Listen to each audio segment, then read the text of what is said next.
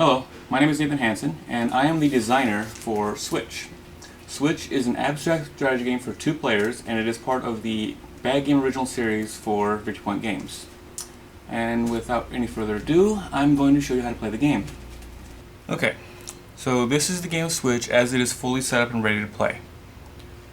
Each of these stacks is 2 pieces high, and for the hexagon-shaped pieces, and the circular pieces are 1 high.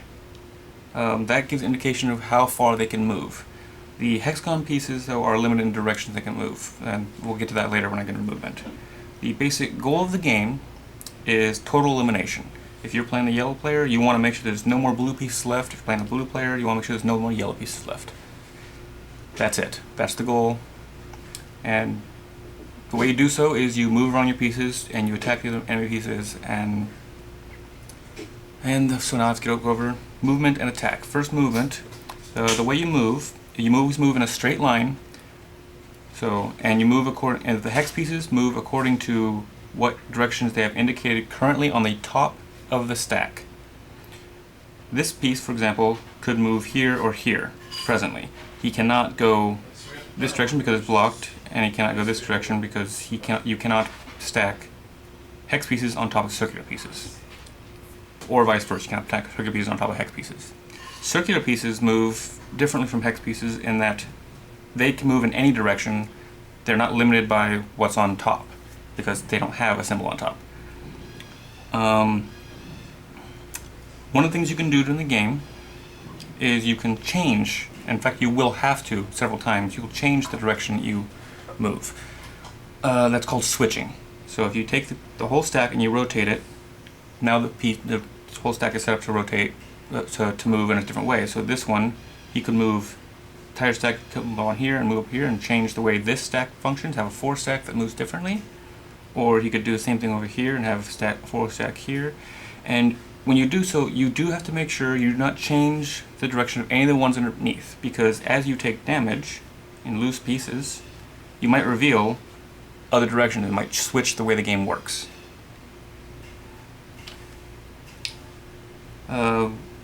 Another interesting mechanic for this, in relation to movement, is jumping. Now, unlike checkers or other games that have jumping, you don't just jump the whole thing in piece. You have to leave something behind. So for this piece, he can move 2 spaces, and he could go this way. But when he passes over this piece, he has to leave the bottom of his stack behind. Now, if you're keeping track of what you have at different spots, so if you know that for whatever reason you know that this one is set up differently, it shouldn't be at the initial part of the game, but if for whatever reason you know that it is, when you jump here, you can leave behind something that's going a different direction, so that then you set up some rather interesting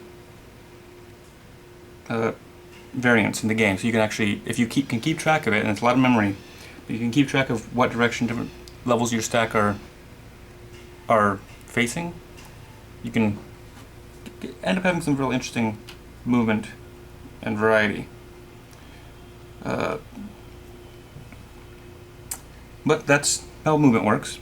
You can either just move up in the direction, number of spaces.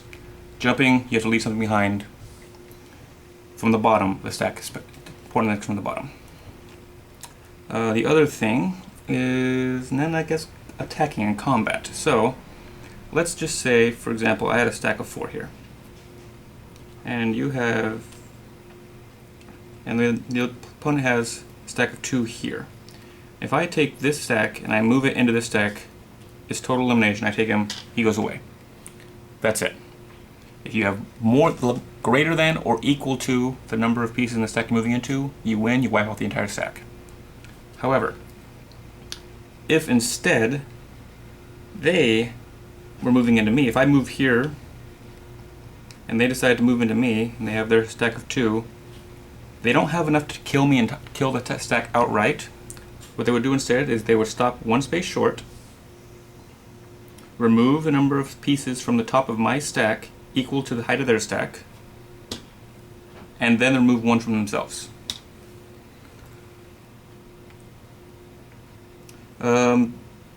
That's basically it for combat. It's you move into the other piece, and if you can't take it out entirely, you stop one short, and you have to sacrifice one piece to reduce their stack by the height of your stack. Which means you can have suicide attack maneuvers. So you could have, for example, if you had just like, let me just move some stuff around. If you had a piece right here, or stack right here that was going to do some damage here, and you wanted to minimize how much damage it could do, you could take this piece here, just move him into here, take one. You've weakened him, you haven't killed him, but at least he can only sacrifice himself then. And that is pretty much how the game works in a nutshell. And yeah, some of the most interesting. So from here, I guess I'll cover some interesting mechanics that you can exploit. For example, and I kind of touched on this a little bit earlier, but having different heights, different directions at different heights allows for some, I think, interesting mechanics. So you could, example, take a turn where you have this guy switch. Oh, that's another thing for switching.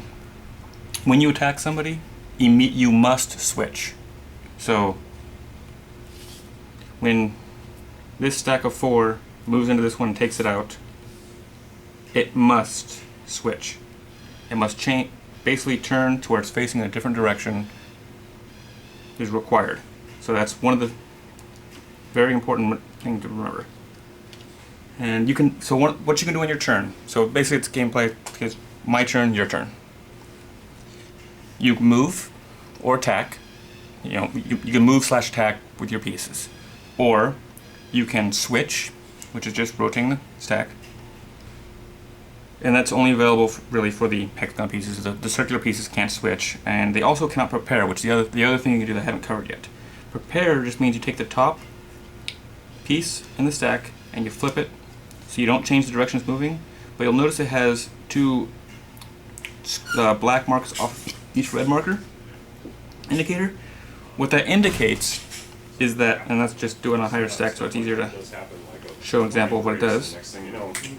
What that indicates is that it can, when it moves, it doesn't just move, it doesn't have to move just in a straight line. It can zigzag. It can go this way a couple spaces and then this way. As long as the total movement isn't greater than the height of the stack, it can move 2 spaces this way and then move 2 spaces this way because it's a height of 4. If it does that, it has to switch back to regular. If you don't switch, though, if you just move like a regular movement, you just move 2 spaces and stop, you don't have to unprepare. You will stay prepared. However, when you take damage, you always lose from the top, so you will always lose preparation if you're attacked. I think that covers almost everything, except for if I want to cover a little more detail for having stuff covered up. So, as I was showing here earlier, if I had this guy switched first, and then I moved him on top, and then I did something later to where let's say I was up here when in this stack,